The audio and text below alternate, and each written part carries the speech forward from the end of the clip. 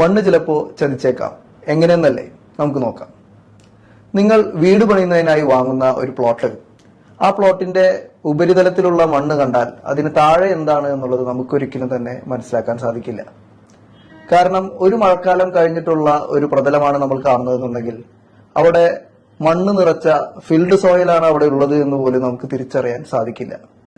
അപ്പൊ അങ്ങനെ ഒരു പ്ലോട്ട് നമ്മൾ പർച്ചേസ് ചെയ്തതിന് ശേഷം പിന്നീട് നമ്മൾ അവിടെ ഒരു ബിൽഡിംഗ് പണിയുമ്പോൾ, അത് കൊമേഴ്ഷ്യൽ ആയിക്കോട്ടെ വീടായിക്കോട്ടെ, ഏത് തരത്തിലുള്ള ഒരു ബിൽഡിംഗ് പണിയുമ്പോഴും ആ മണ്ണിന്റെ സ്വഭാവം നമുക്ക് ഒരിക്കലും പ്രഡിക്റ്റ് ചെയ്യാൻ സാധിക്കില്ല എന്നുള്ളതാണ് പ്രത്യേകത. പലപ്പോഴും പല ബിൽഡിങ്ങുകളും പണിതതിന് ശേഷം അത് താഴ്ന്നു പോകുന്നതും ഒരു സൈഡിലേക്ക് ചെരിഞ്ഞു പോകുന്നതും ഒക്കെ ആയിട്ടുള്ള അപകടങ്ങൾ നമ്മൾ കാണാറുണ്ട്.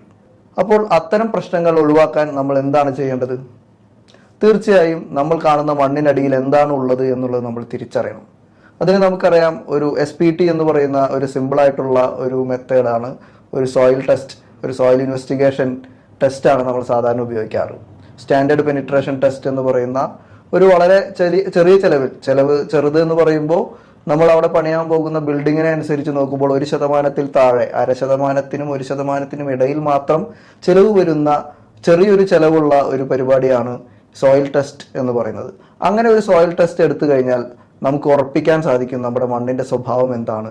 ഇതിനിടയിൽ വല്ല ലൂസ് സോയിൽ ഉണ്ടോ, വേണമെങ്കിൽ നമുക്ക് പറയാം ഒരു കിണർ ഉണ്ടായിട്ടുണ്ടെങ്കിൽ ആ കിണർ മൂടിയ ഒരു സ്ഥലം അതിനിടയിൽ കിടക്കുന്നുണ്ടെങ്കിൽ, അല്ലെങ്കിൽ ഒരു കുളം മൂടിയ സ്ഥലം നമ്മുടെ പ്ലോട്ടിനിടയിൽ വന്നിട്ടുണ്ടെങ്കിൽ അവിടുത്തെ മണ്ണിന്റെ ഘടന എന്താണ് എന്നൊന്നും നമുക്കൊരിക്കലും മനസ്സിലാക്കാൻ സാധിക്കില്ല. അതിന് ഈ ഒരു സോയിൽ ഇൻവെസ്റ്റിഗേഷൻ റിപ്പോർട്ട് തന്നെ നമുക്ക് ആവശ്യമായി വരും. ഇപ്പോഴത്തെ കാലത്ത് ഒരു ബിൽഡിംഗ് പണിയുമ്പോൾ നമുക്കറിയാം, ഒരാളുടെ മുഴുവൻ സമ്പാദ്യവും ഒക്കെ ഉപയോഗിച്ചിട്ടാണ് ആളുകൾ ബിൽഡിംഗ് പണിയുന്നത്. അപ്പോൾ ഒരു വീട് പണിയുന്നതിന് മുമ്പായി തീർച്ചയായും നിങ്ങൾ അവിടുത്തെ സോയിൽ ടെസ്റ്റ് ചെയ്തിരിക്കണം. നിങ്ങളുടെ ബിൽഡിംഗ് അല്ലെങ്കിൽ വീട് പണിതു തുടങ്ങുന്നത് ഉറച്ച ഗ്രൗണ്ടിൽ നിന്നല്ല എന്നുണ്ടെങ്കിൽ തീർച്ചയായും അത് കാലക്രമേണ ചെരിയുകയോ താഴുകയോ ഒക്കെ ഉണ്ടാവാം. വലിയ വിള്ളലുകൾ വരാനുള്ള സാധ്യതകളുണ്ട്. ചിലപ്പോൾ ഒരു ഭാഗത്തേക്ക് തന്നെ ചെരിഞ്ഞു പോകാനുള്ള സാധ്യതയൊക്കെ അതിൽ കാണുന്നുണ്ട്. അപ്പോൾ അത് വലിയ നഷ്ടത്തിലേക്കാണ് നമ്മൾ കൊണ്ടുവന്നെത്തിക്കുക. നമ്മൾ പണിത ഒരു ഭവനത്തിൽ നമുക്ക് താമസിക്കാൻ പറ്റാത്ത ഒരവസ്ഥ കൂടി നിലവിൽ വന്നേക്കും. അതുകൊണ്ട് തന്നെ അതെല്ലാം ഒഴിവാക്കാൻ ആദ്യമേ തന്നെ മണ്ണിന്റെ ഘടന അറിയുക. ഘടന അറിഞ്ഞതിന് ശേഷം ഒരു സ്ട്രക്ചറൽ ഡിസൈനറെ കൊണ്ട് അവിടേക്ക് വേണ്ട ഫൗണ്ടേഷൻ ഡിസൈൻ ചെയ്യുക. എന്നിട്ട് മാത്രം ഒരു നല്ല ബിൽഡിംഗ് അതിന് മുകളിൽ പണിയുക എന്നുള്ളതായിരിക്കണം നമ്മളുടെ ഒരു രീതി. നമ്മളുടെ പണം നഷ്ടപ്പെടാതിരിക്കാനും ജീവൻ നഷ്ടപ്പെടാതിരിക്കാനും വരെ അത്തരം ഒരു രീതി കൈക്കൊള്ളുകയാണ് എപ്പോഴും നല്ലത് എന്ന് മാത്രം ഓർമ്മിപ്പിക്കുകയാണ്. എല്ലാവർക്കും ഈ വീഡിയോ ഉപയോഗപ്പെട്ടു